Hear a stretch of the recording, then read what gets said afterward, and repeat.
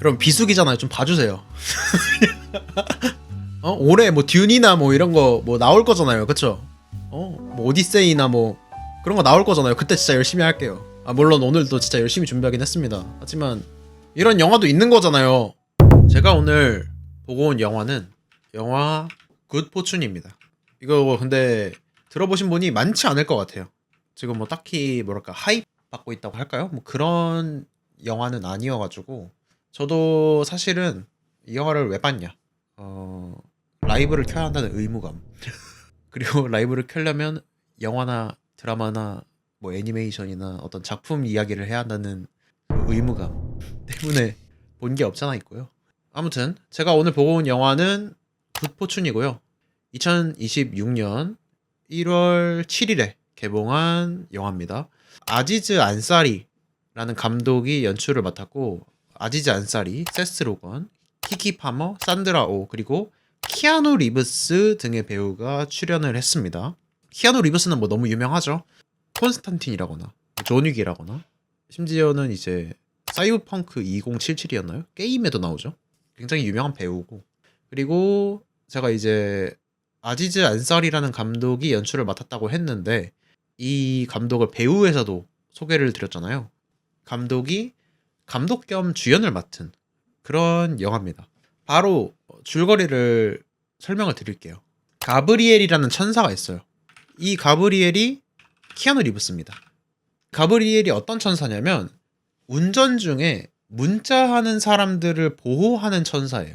그러니까 운전을 하다가 누가 핸드폰을 이렇게 봐요. 그러다가 사고가 날 것 같을 때 가브리엘이 뒷좌석에 앉아있다가, 물론 운전하고 있는 사람한테는 안 보여요. 천사니까 사람 눈에 안 보입니다. 근데 사고가 날 것 같을 때 이 가브리엘이 어깨에 손을 한번 얹어주면은 사람이 흠칫하면서 이제 급브레이크를 밟는, 뭐 이런 식으로 사람들을 보호하는 그런 천사예요. 이 가브리엘이라는 천사가 아지라는 남자를 구해줍니다. 근데 이 아지가 운전 중에 보낸 그 문자 내용이 뭐였냐면은, 이번에 나 면접도 떨어졌어. 근데 그냥 죽으면 그만이야, 뭐 이런 내용의 문자를 보내고 있었어요. 근데 그러다가 이제 가브리엘이 이렇게 어깨에 손을 얹어가지고 이 아지를 구해주는 거죠. 사고가 날 뻔한 걸. 이 아지라는 인물이 어떤 사람이냐면 그 심부름 어플 있잖아요. 뭐 대행 서비스 뭐 이런 거, 그런 거를 통해서 생계를 해결하는 사람이에요. 그런데 진상한테 시달리기도 하고 하는 일마다 다 꼬여요. 막 어떤 유명한 뭐 하플, 우리로 치면 뭐 두쫑쿠 이런 거 있잖아요. 그런 거를 누가 이거 대신 좀 사와주세요, 대신 줄 좀 서주세요, 이렇게 요청을 했는데, 그래서 이 아지가 그냥 몇 시간 동안 죽치고 거기서 줄을 서 있었는데 갑자기 자기 앞차례에서 이제 다 팔렸습니다, 오늘 이제 두쫑쿠 없습니다 이러면서 마감을 해버려. 그러면은 지금까지 기다린 시간 다 날리는 거잖아요. 그리고 또 이걸 요청한 고객한테는 욕은 또 욕대로 먹고, 뭐 이런 식으로 하는 일마다 다 꼬입니다. 그리고 무엇보다 이 아지가 차에서 노숙을 하면서 살고 있어요. 이제 홈리스인 거죠. 근데 이 가브리엘이 이 아지를 구해주고 나서 좀 지켜보니까 이 아지라는 남자가 좀 위태로워 보이는 거예요. 이 가브리엘이 천사 정모 같은 게 있어요.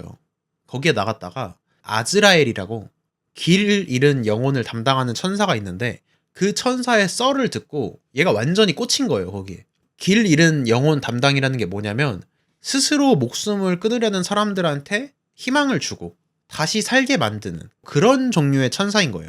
그래서 가브리엘이 아즈라엘이라는 천사의 썰을 듣고 와, 이게 천사지, 이런 식으로 진짜 사람 목숨을 구하는 게 천사지, 이런 식으로 감명을 받고 나도 길 잃은 영혼을 구하고 싶다. 그래가지고 이 아지가 지금 위태로운 상태일 거다라고 지레짐작한 것도 있습니다.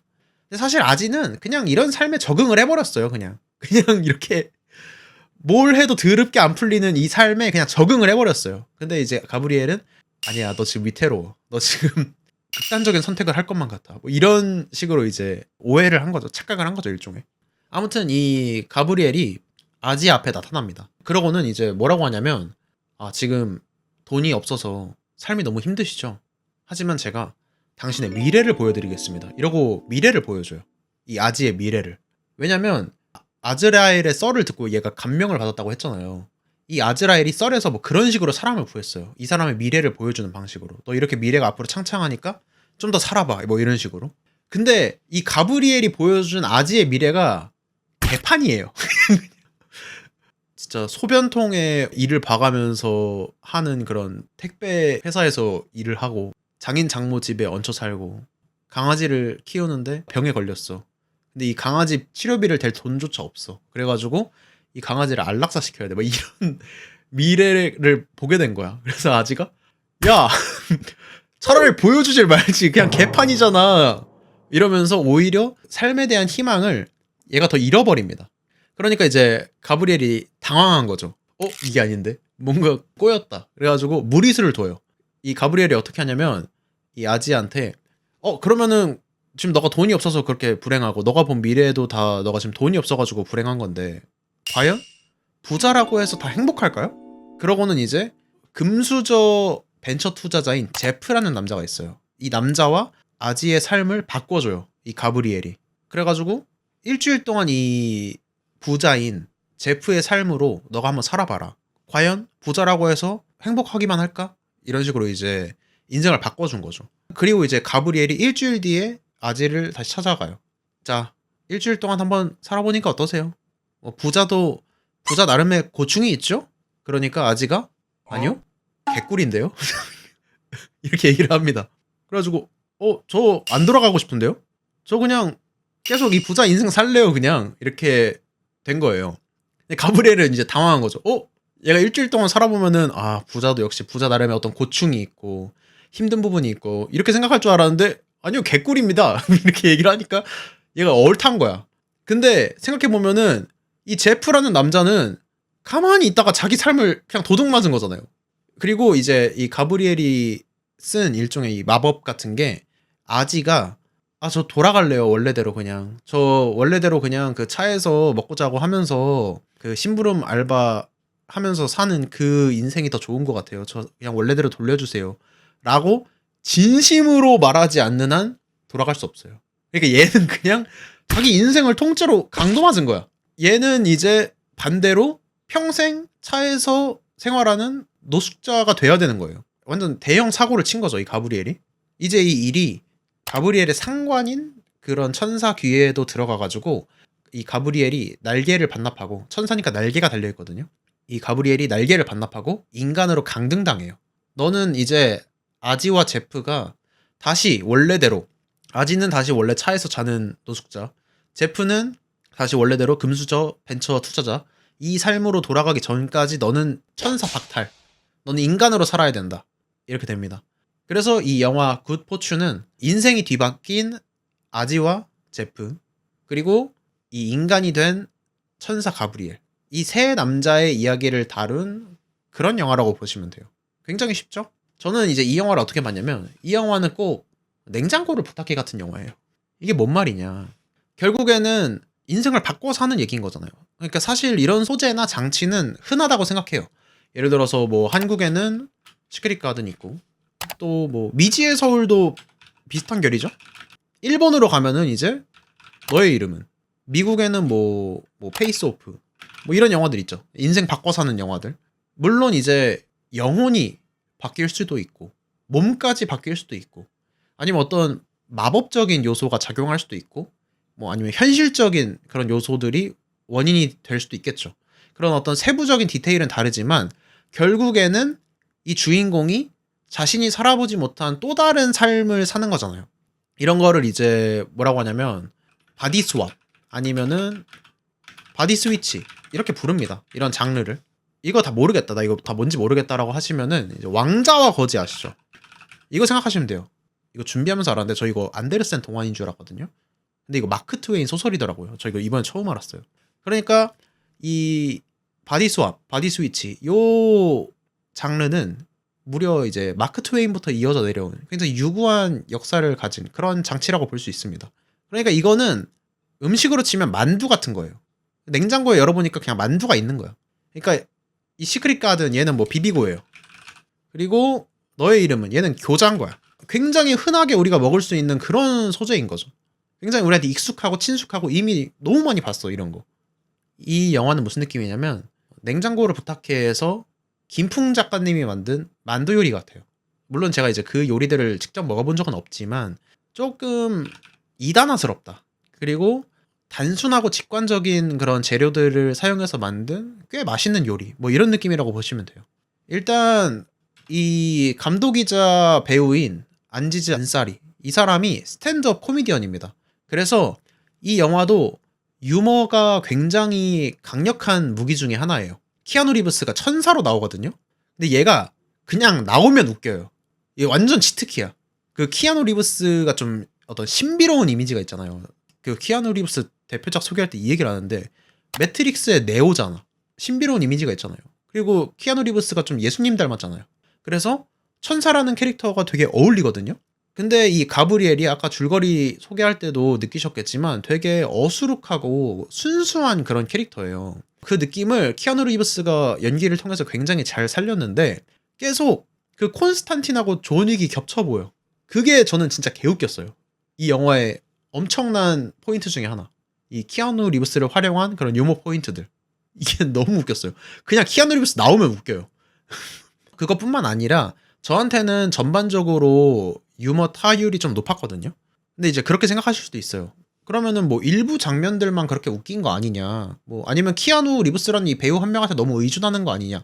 뭐 이렇게 생각하실 수 있는데 그렇진 않습니다. 이 영화는 기본적으로 이 떡밥을 뿌리고 회수하는 걸 되게 잘해요. 그래서 이 이야기 전체를 되게 유기적으로 잘 연결했고 그렇기 때문에 몇몇 장면이나 배우 연기에 의존하는 그런 코미디 영화는 아닌 것 같다라는 게 제 생각입니다. 그러니까 유머 장면들이 있어요. 되게 부분 웃기긴 한데 그 유머들끼리도 서로 유기적으로 상호작용하면서 큰 줄거리를 만들어 나가는 느낌이라 몇몇 장면만 웃기네. 뭐 우리가 흔히 생각하는 그런 영화들 있잖아요. 쇼츠에서 보면은 재밌는 영화. 그런 느낌이 아니라 이 영화는 전체적으로 봤을 때도 그 흐름 자체가 재밌습니다. 되게. 지금까지 말씀드린 뭐 이 유머에 대한 부분이나 아니면은 이 영화의 전체적인 호흡을 생각해 보면은 이 영화 자체가 거대한 스탠드업 코미디다. 뭐 이렇게 얘기를 할 수도 있을 것 같아요. 그렇기 때문에 호불호는 좀 갈릴 수도 있어요. 이 스탠드업 코미디 미국식 유머가 취향에 맞느냐 맞지 않느냐에 따라서. 인도식 영화 유머. 인도식 영화 유머. 인도식은 모르겠어요. 저는 인도식 하면 세월간이밖에 안 떠올라가지고 그것보다는 좀 더 그 시니컬한 느낌이 있어요. 미국의 스탠드업 코미디 특유의 어떤 시니컬한 느낌 있잖아요. 그런 느낌. 내 안의 그놈 그게 박성웅이랑 그 진영이랑 바뀌는 그런 내용이었나? 그러니까 키아누 리브스 때문에 이 아지랑 제프의 인생이 바뀐 거예요. 제가 내 안의 그놈을 안 봐서 잘 모르겠네요. 박성웅이 바보 포지션이에요. 그러면 맞아요. 물론 가브리엘이라는 캐릭터가 단순히 바보 포지션으로 소비되는 건 아니긴 합니다.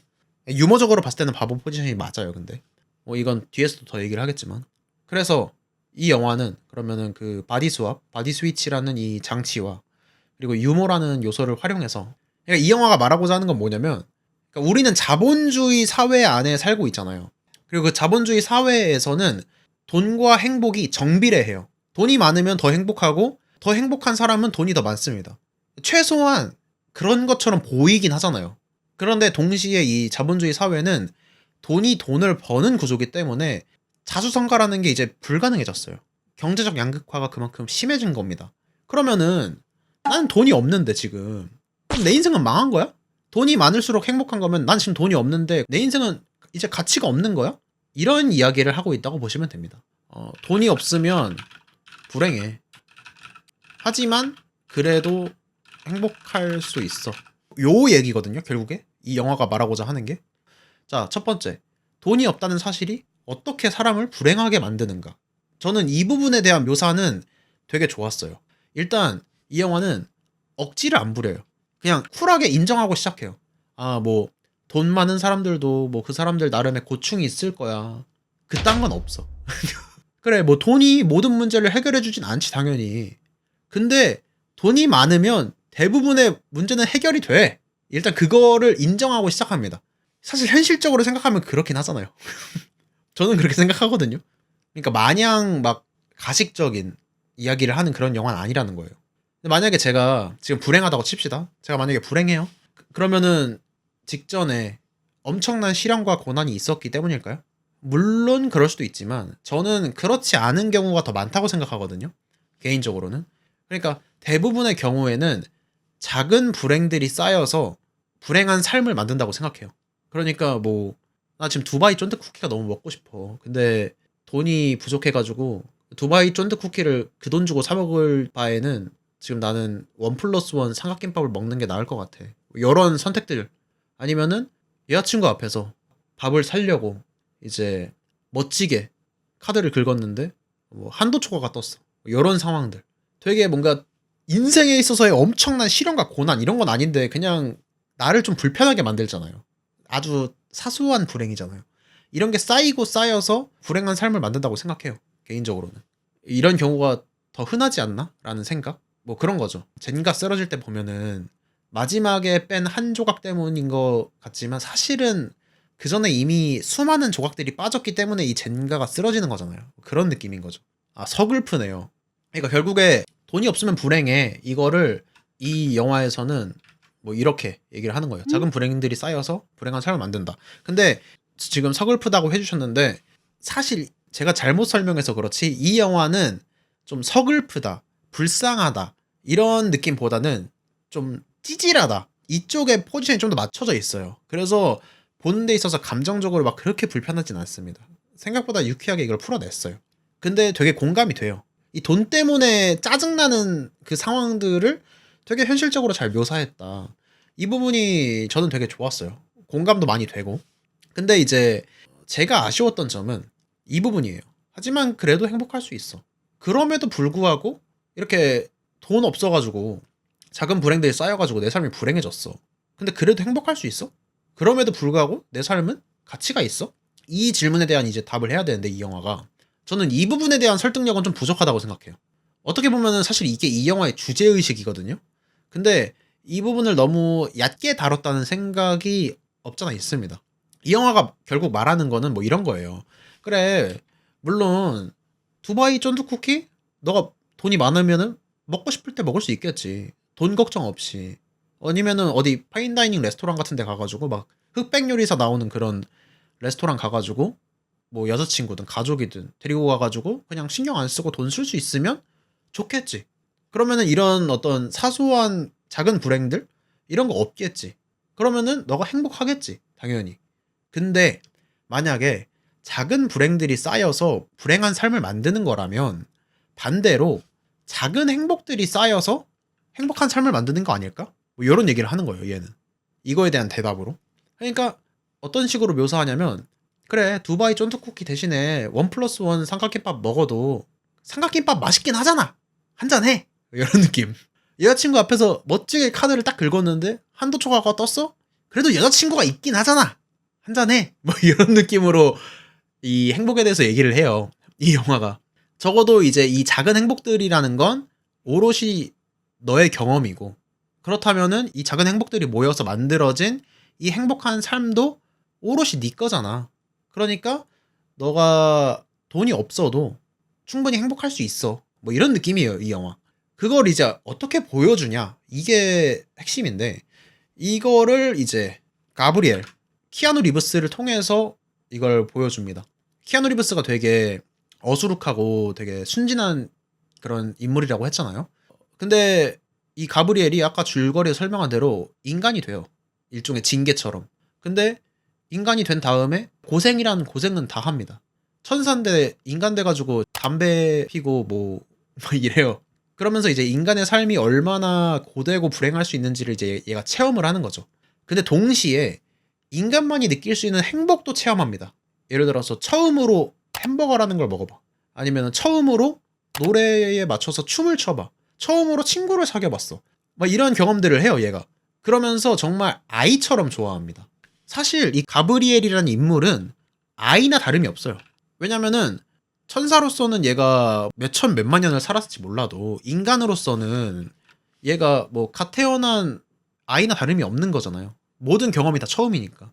그러니까 이 작은 행복들이 쌓여서 행복한 삶을 만든다라는 어떤 주제의식을 전달을 하려면 우리가 작은 행복도 순수하게 그 행복을 행복 그 자체로 받아들일 수 있다는 걸 증명해야 되고 그러려면은 우리가 그랬던 시절 우리 어릴 때는 좀 그랬던 것 같아. 그 모습을 이 가브리엘이라는 인물을 통해서 보여주는 겁니다. 이 영화는. 근데 저는 사실 이 메시지 자체는 동의가 돼요. 근데 그거를 이 영화 안에서 납득시키는 과정은 조금 아쉬웠다고 생각해요. 그리고 이게 논리적으로 봤을 때도 사실 이 영화에서 주장하는 이 행복론이 모든 부분에 있어서 적용되기 힘들죠. 왜냐면은 작은 불행이 쌓여가지고 불행한 삶을 만든다라고 했지만 당장 누군가는 진짜 막 거대한 고난이나 시련 가운데에서 막 허덕이고 있을 수 있는 거잖아요. 이걸 보는 관객들 중에서는 뭐 작은 행복들이 쌓여서 행복한 삶을 만든다. 이것도 결국에는 뭐 따지고 보면 모든 건 마음먹기 달렸어. 뭐 어떤 게 행복한 삶인가요? 사는 게 힘이 든다 하지만 쉽게만 살아가면 재미없어. 막 이거잖아. 되게 맞는 말이긴 한데 모호하고 추상적이죠. 사실 이거 모르는 사람 그렇게 많지 않습니다. 제가 보기에. 그러니까 달코 다른 소재고 달코 다른 메시지라는 거는 부정할 수가 없죠. 그리고 이 아지와 제프의 삶이 바뀌는 부분에 있어서 어떤 설정과 규칙들이 있어요. 예를 들어서 뭐 그런 거 있어요. 제프가 막 야 그냥 다시 원래대로 돌린 다음에 너한테 돈 줄게. 근데 가브리엘이 그건 안 됩니다. 이건 아지의 개인적인 경험이기 때문에 제프 너는 이게 돌아가게 되면 이거에 대해서 기억을 못 하게 돼요. 뭐 이런 얘기를 해요. 근데 이제 그런 어떤 설정과 규칙들이 있는데 이제 이 영화 극후반에 메시지를 전달하고 이제 결말을 짓는 과정에 있어서 뭐 이런 설정들이나 규칙들이 좀 우야무야 넘어가는 것 같은 지점들도 조금 아쉽긴 했습니다, 저는. 자, 그래서 이 영화 어떻냐? 만약에 이 영화를 추천하냐? 아니면 비추천하냐를 묻는다면 저는 추천합니다. 그 중에서도 이제 어떤 분들한테 추천을 하냐면 일단은 이 미국식 코미디 영화가 취향에 맞는 분들, 이 어떤 스탠드업 코미디라거나 이런 식의 유머가 취향인 분들한테 추천을 하고요. 그리고 내가 지금 좀 지쳤다. 그렇다고 대단한 걸 바라는 건 아니고 뭐 작은 위로나 희망 2026년 한 해를 시작하면서 조금 그냥 기분 좋게 그래 다 잘 될 거야 이런 어떤 에너지를 얻고 싶다 하시는 분들한테 추천합니다. 전 이런 것도 분명히 필요하다고 보거든요. 그리고 마지막으로 이 영화의 어떤 주제도 그렇고 이 주제를 이 영화가 풀어나가는 방식도 그렇고 연인이든 뭐 친구든 가족이든 누구랑 보더라도 무리 없는 영화라고 생각해요. 뭐 혼자 보더라도 당연히 마찬가지고. 그래서 지금까지 말한 부분들을 종합해 보면은 제가 아까 이거 냉장고를 부탁해서 김풍 작가님이 만드는 그런 요리 같은 영화다라고 한 게 그거예요. 이 소재 진짜 이렇게 많이 쓰이고 와 이 메시지 그렇게 많이 나왔는데 이걸 가지고 도대체 뭐 어떻게 하려고 하나 싶었는데 그거 치고는 생각보다 괜찮게 만들었다. 생각보다 되게 편안하게 되게 재밌게 우리를 만들어주는 그런 영화가 나왔다라는 지점에서 좀 괜찮은 영화가 아니었나 라고 생각합니다. 뭐 요 정도. 자, 네, 리뷰 여기까지입니다. 여러분 비수기잖아요. 좀 봐주세요. 올해 뭐 듄이나 뭐 이런 거 뭐 나올 거잖아요. 그쵸? 뭐 오디세이나 뭐 그런 거 나올 거잖아요. 그때 진짜 열심히 할게요. 물론 오늘도 진짜 열심히 준비하긴 했습니다. 하지만 이런 영화도 있는 거잖아요. 학교에서 쉬는 시간에 선생님이 보여주는 영화요? 근데 사실 맞아요. 그런 느낌이에요. 그런 거 있잖아요. 그냥 시험 기간 끝나고 방학할 때까지 남는 시간 아니면 졸업할 때까지 남는 시간에 그냥 선생님들이 들어와가지고 틀어주는데 처음에는 친구랑 얘기하는 게 더 재밌어. 친구랑 얘기하면서 떠들면서 힐끗힐끗 보다가 어느 순간에 이게 재밌는데 생각보다? 이러면서 보게 되는 영화들 있잖아요. 그 정도의 재미, 그 정도의 의미 그런 영화라고 보시면 돼요. 저 얘기가 정확하다고 봅니다, 저는.